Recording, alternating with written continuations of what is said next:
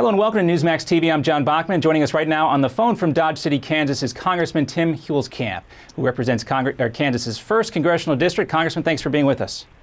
Good morning. All right, so we're learning even more information about the government's covert phone and internet surveillance program called PRISM today. Some lawmakers say it's been vital in the war on terror, but you, Congressman, are not one of those people. What is your biggest concern about the program right now? Well, there are two things going on here, John, that particularly worrisome. Number one, the gross extent of this surveillance. This is not targeted to suspected terrorists. This is anybody who uses a phone in this country or uses YouTube or Apple or Skype. They're pulling down this data, and as we speak here, there's a record being made somewhere in Washington that we actually called one another on this phone line, and that has never been indicated to me, and I think most of my colleagues were probably completely unaware that the administration was engaged in this type of monitoring of American citizens. Yeah, I know Congressman Jim Sensenbrenner, one of the authors of the Patriot Act, said this goes too far. It's a violation of the law. What do you think Congress should do next to try and rein this in? Well, it is shocking that we're relying on international media sources for this to be released. British newspaper and now finally some newspapers here in this country. We've got to get answers. And again, apparently there are some folks that are claiming they were fully aware in Congress that this was going on. I was not one of them.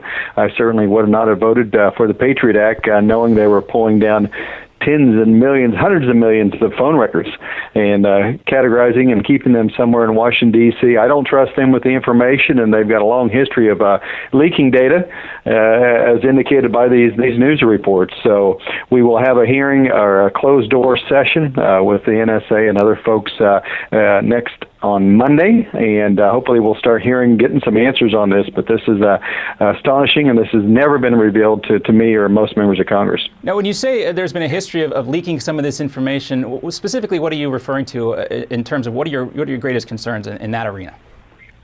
Well, data in the federal government has been notoriously open to hacking. I serve on the Veterans Affairs Committee. We just discovered earlier this week that up to 20 million private medical financial data records of veterans in this country have been hacked, potentially by a Chinese related company and other state-sponsored terrorist actors, and those are kind of things that, boy, these are the same folks that are supposedly protecting all of our telephone records that they have taken without permission and without warrant, we believe, and so I'm worried about them having that information. Number one, what they're going to do with it, but also who else might access that information when you have a government that can't even protect records of veterans. Yeah, we heard about these Chinese hackers. That's more your concern there, that this information is vulnerable to outside sources, more so than it would actually be handed out by NSA officials themselves to certain sources. That's your main concern, the hacking? Absolutely. DHS was supposedly watching the data at the VA, and we know that they don't know what they've lost. We know Chinese hackers went inside the system, but I just say that Americans are very upset that the federal government, Washington Big Brother, can come in here and take a look at all their phone records. I visited, I'm a Verizon customer. I'm outraged, and I'll bet you it's going on with every other company, but we don't know. We should know. Lawmakers like myself should have been informed before they said, hey, we authorized the Patriot Act so we can continue to take this data. And it's not a question of, as it used to be, well, gosh, are we going after terrorists in other countries? But this is American citizens that have had no problems. They're not even suspected. They're just taking all these records, number one, and I think it's potentially unconstitutional. I think it's certainly is illegal. That is beyond the scope of the Patriot Act. But the third point is that you mean these same folks that can't keep our medical records secure are the same ones that have our phone records, our internet records, and all that kind of stuff. That's very worrisome, I think, to most Americans. Yeah, I would agree with you there. Now, do you think it's time to totally scrap the Patriot Act as it stands now and clarify exactly what is fair game here? I mean, can we even find a balance between security and liberty while we're fighting this global war on terror? Well, for those who want security, they'll eventually lose their liberty, as one of our founders said on that, John. But I sent a letter together with Justin Amash and 18 other colleagues. We're trying to get those answers. And usually we say, hey, you've got a week or two. We said we need these answers right away. We don't know what we don't know. We don't know what the administration is hiding from us. We don't know what members of the Intelligence Committee, what they really knew. But I guarantee you that I've never been in a room where anybody stood up, and I doubt any member of Congress is probably going to admit this and say, hey, I knew they were going to take every Verizon phone records as they go, and probably every other company. So we need to know what they're doing before we decide where we're going to head. And they'll go behind closed doors in a classified setting and provide some of that information to us. But one thing I will note that I can say in these classified settings that they never swear under oath.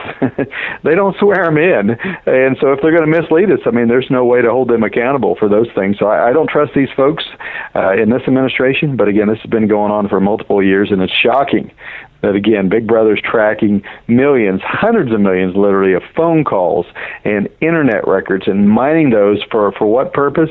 We're not for certain now. So we got more questions and answers before we decide what we need to do with Patriot Act, because it might be that this is a pure violation of the law, that it wasn't authorized in the Patriot Act. And we have never been told that they were going to mine everybody's phone records under the Patriot Act. So as you note, the author of the Patriot Act says this is not authorized. Much less potentially a violation of the Fourth Amendment, as you talked about. You also mentioned Justin Mash, Congressman from Michigan. Yourself, you guys have kind of been identified with this civil libertarian wing of the Republican Party. Do you feel like this might be the tipping point? This wing of the party has been gaining some momentum as of late. Do you see this as a potential, maybe a silver lining here for the folks who are advocating for more civil liberties in this country? I think it goes to show why we're concerned. Congressman Amash voted against the reauthorized Patriot Act. I voted for it.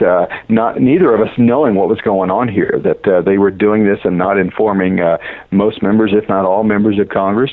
And but it together with the IRS scandals, together with the Health and Human Services scandals, together with every one of these scandals, we see Americans continuing to understand why exactly they should distrust Washington, that they're going to steal your information, they potentially misuse it, and they have lost your information and turned that over to hackers. So it's a great example of where, at least within the Republican Party, the issues of civil libertarians and protecting us come together very well with the rest of the party. Here's what we need to do.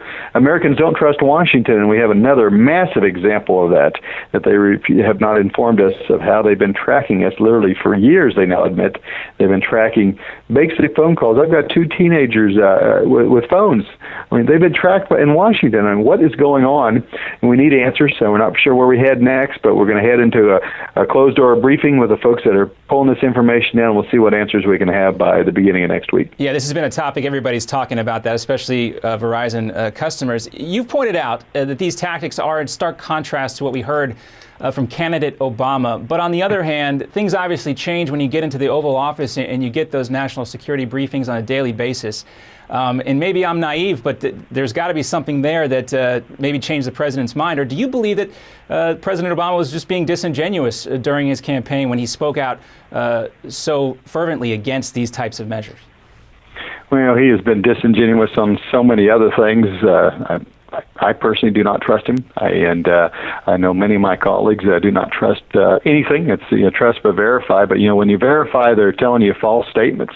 At the IRS, at HHS, and numerous other places here. But you can't trust anything. You got to verify that, and that's why you got to swear every witness in from this administration before any committee.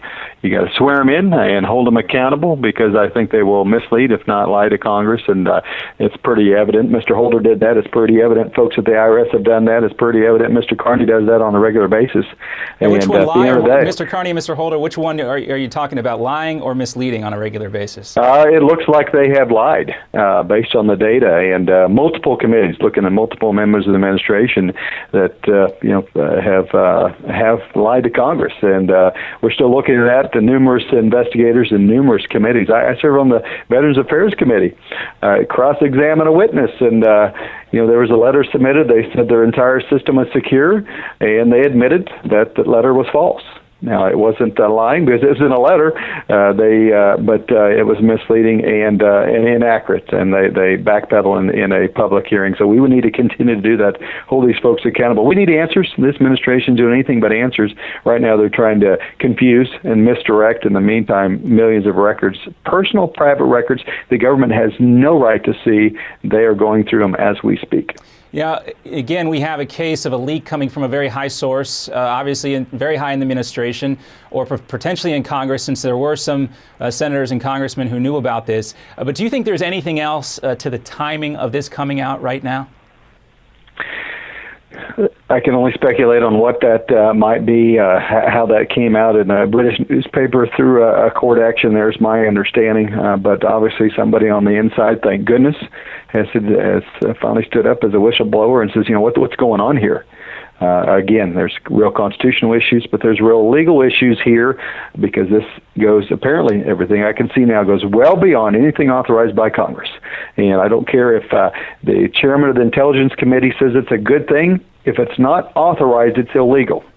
Just because a few members of Congress like it, that's not the way things work in Washington. And in our government, it's supposed to work with a majority of the House and Senate approve these things, and this was certainly not approved by a majority in an open vote, and it was behind closed doors apparently by a few members of the House and Senate claim they approve this, but again, that's not the way our system of as a republic does work. No, it doesn't. And obviously a lot more information to come out on this, and a lot of Americans want to know, if the means justify the ends here, and a lot of speculation on this. Congressman Tim Huelskamp, thanks so much for being with us. A pleasure talking with you, sir, and we hope to talk to you again soon. We'll do that. Thank you, John, for continuing to look into this, a massive story that raises tremendous questions of who we can trust in Washington and why. So thank you, John. One of many massive stories in that arena right now. Congressman, good talking to you. Thank you. And thanks for watching Newsmax TV.